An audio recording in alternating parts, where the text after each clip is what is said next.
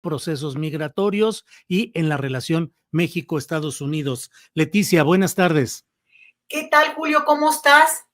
Bien, Leticia, pues aquí en este día, que algunos dicen que es el Blue Day, el día de la tristeza, que muchas cosas van a cambiar en el mundo en general y en particular en México. ¿Cómo vas viendo el discurso de la toma de posesión del presidente Trump y en particular lo que se refiere a las acciones ejecutivas que se asegura que va a ir firmando en el curso del día relacionadas con México, migración, crimen organizado? Leticia.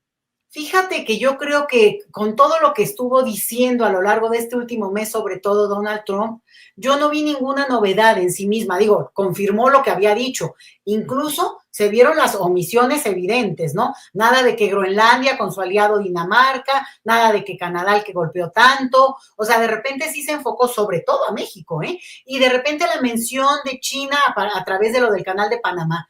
Pero sí creo que en este escenario se confirma mucho de lo que habíamos estado discutiendo como sociedad nosotros acá, nuestro gobierno, pero también lo que desde Estados Unidos iba diciendo, no solo Donald Trump, sino también ahora, como bien lo decían con el reportaje, ¿no? Algunas de las cuestiones que ya tenemos de conocidas, porque esto ya ha ocurrido, vamos a decirlo, y en ese sentido, bueno, hay muchas cosas que se pueden afinar de una manera inmediata, Julio, y yo creo que ahí es donde va a empezar no solo lo que estamos esperando del otro lado, que era necesario oírlo ya como por y formalizar, pero también como tú dices, esperar a ver qué acciones ejecutivas se firman definitivamente, porque no se mencionó, y bueno, vamos a ver, por ejemplo, el tema de los Dreamers. No se dijo nada de eso y no se dijo de algunas otras cuestiones en las cuales pues sí definen estrategias más concretas.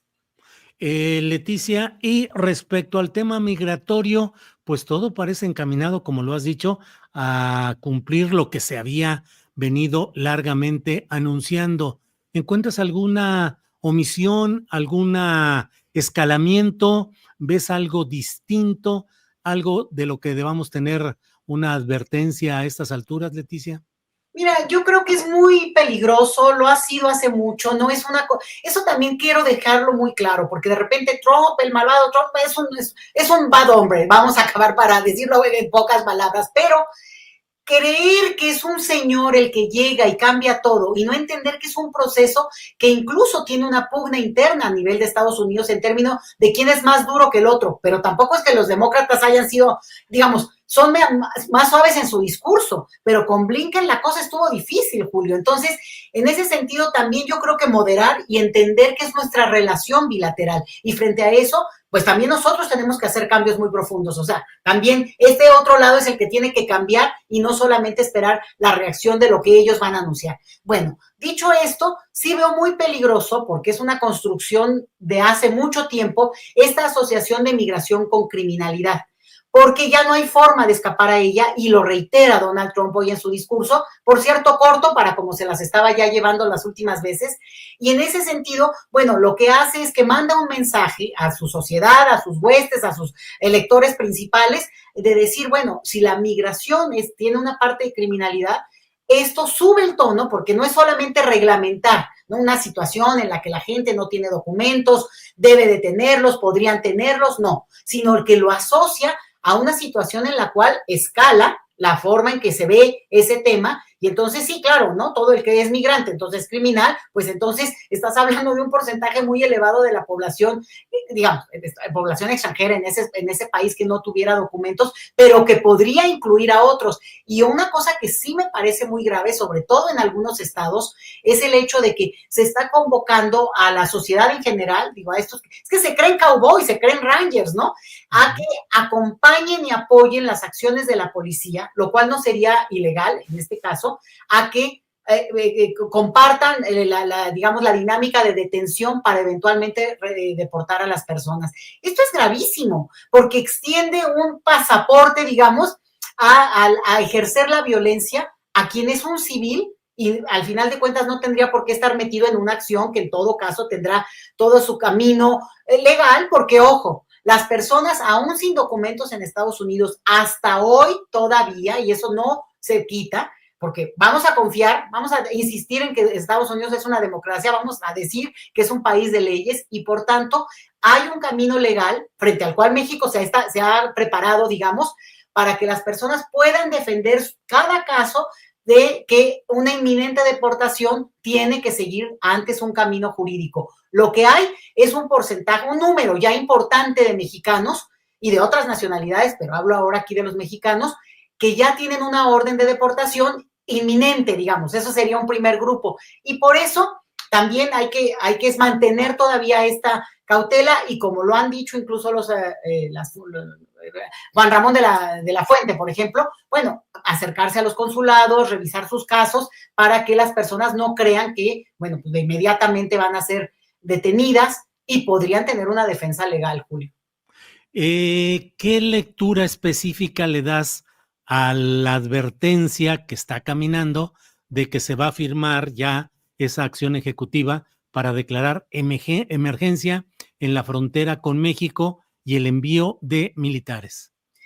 Mira, es muy grave porque además se hace desde un país que es inmenso, que la frontera tiene, yo creo que conocen menos a la frontera que muchas otras cosas incluso del planeta, porque al final de cuentas es esta narrativa del viejo, insisto, se creen los sheriffs del viejo oeste. Entonces, mandan a poblaciones donde, fíjate, El Paso, Texas, por ejemplo, tiene índices de seguridad mucho más altos que muchas otras ciudades de todo Estados Unidos, y podría ocurrir lo mismo con otras ciudades en Estados Unidos. En el caso de acá del lado de California, bueno, pues también tienes San Isidro, por ejemplo, es una ciudad, bueno, ahí es muy pequeña, pero vas avanzando y llegas hasta San Diego, y claro, eso ya no contaría como frontera en sí misma, pero lo interesante es cómo hay una idea de que ahí pasa todo, como, ¿sabes? Esta cosa muy, lo voy a decir tal cual, caricaturizan la criminalidad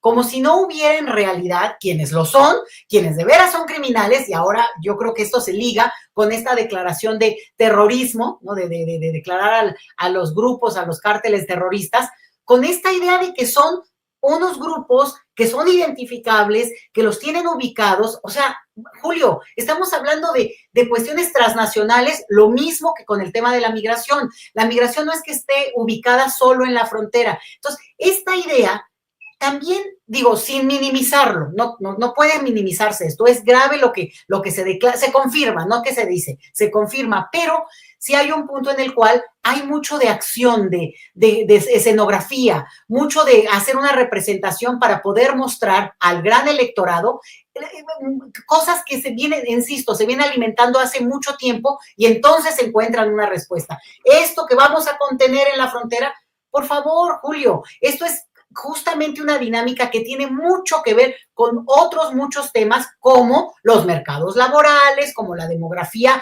en ambos países, incluso digo, bueno, ¿no? Digamos, la inserción de la sociedad estadounidense a un cierto tipo de mercado laboral y no a otro que ha tenido en el reemplazo migratorio, pues quienes hacen ciertos trabajos. Entonces, es más complejo y que lo caricaturicen de esa manera, nosotros pues afecta y sobre todo les va a afectar a las ciudades fronterizas de Estados Unidos, que digo, ahí a las de México también, pero no es la parte, se entiende que su desplegado militar será en sus ciudades. Claro. Leticia, gracias por esta participación y por este esclarecimiento de muchos temas y puntos.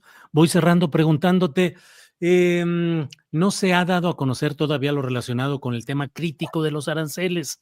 Hay quienes aseguran que México está jugando la carta relacionada con el quédate en México, es decir, que México sí acepte que se queden los migrantes en espera en México de la resolución que se tome en Estados Unidos, pero a cambio de que no haya aranceles. ¿Crees que estamos casi predeterminados a aceptar el quédate en México? Lo que pasa, Julio, es que el quédate en México tenía una lógica en su momento porque era el supuesto de que eventualmente en Estados Unidos se abrirían, digamos, todas las partes de donde se hacen los juicios de migración para solicitar asilo o una serie de cosas, ¿no?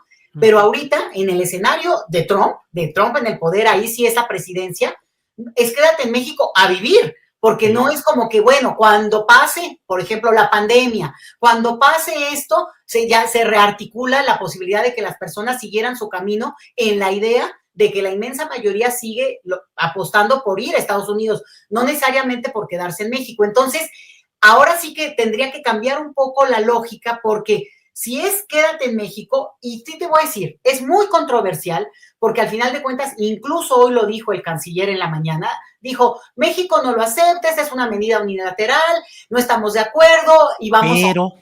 Pero Pero, ¿cuál es el punto? O sea, México, o sea, es muy, otra vez, no puede ser uno que, no acepte nada, espérate. A ver, estamos en una asimetría real, en una situación en la cual el tema de los aranceles más bien es una deslealtad entre socios y entre aliados comerciales que hemos sido, y que en ese sentido México también tendría que decir, a ver, si este esquema, si tú me pones los aranceles, de facto estás quebrando el tratado. O sea, ya de facto, incluso legalmente, ya sale, y ahí es donde la amenaza de un Donald Trump vociferante, claro, tiene un límite también en el cual México tiene que exigir, porque si va a haber esos aranceles, entonces habría que ir discutiendo y preparándonos, Julio, no lo quiero decir, no lo quiero ni decir, pero para un nuevo modelo económico a partir del cual México pudiera relacionarse con Estados Unidos aún sin tratado, porque a eso está empujando a hoy presidente ya en funciones totales, Donald Trump. Entonces, es muy delicado, pero ya empezar a asociar y creer que esa fuerza, porque ellos lo dicen, pues hay una parte que sí pega, pero la otra es que tampoco es que hay, que a cambio, ¿qué recibes? Ese quédate en México es forever, ¿no? Ya no hay una, y decía yo, una parte 2 de esto. Bien, Leticia, pues gracias por todo esto y seguiremos platicando, que ya están los tambores del cambio y de las propuestas de Donald Trump, están ya a toda sonoridad, y vamos a ir analizando todo esto a reserva de lo que desees agregar, Leticia. Sí, quiero agregarlo, Julio, Sí, porque sí, es muy importante la preparación que se está haciendo en México, en muchos niveles. Algunos son muy inmediatos, pero otro, documentos. En este país es una aberración burocrática que un acta de nacimiento pierda vigencia a los 3 meses. Es una aberración burocrática que saques un documento como la credencial del INE y después te pidan también tu acta de nacimiento para otro trámite. Eso sí se puede delinear desde la presidencia misma, porque le facilitará la vida a quienes tengan que regresar forzadamente y a todos los mexicanos, Julio, junto con la nota que daba ya Marta Olivia de sin seguridad no hay forma humana de establecer, digamos, pues una estancia y una vida en un país que queremos tanto. Bien, pues Leticia, ¿qué te digo? Gracias, y seguimos en asamblea de entrevistas permanentes porque la cosa va caminando muy rápido. Gracias, Leticia. Te lo agradezco mucho, Julio. Un saludo a todos, buen provecho. Gracias.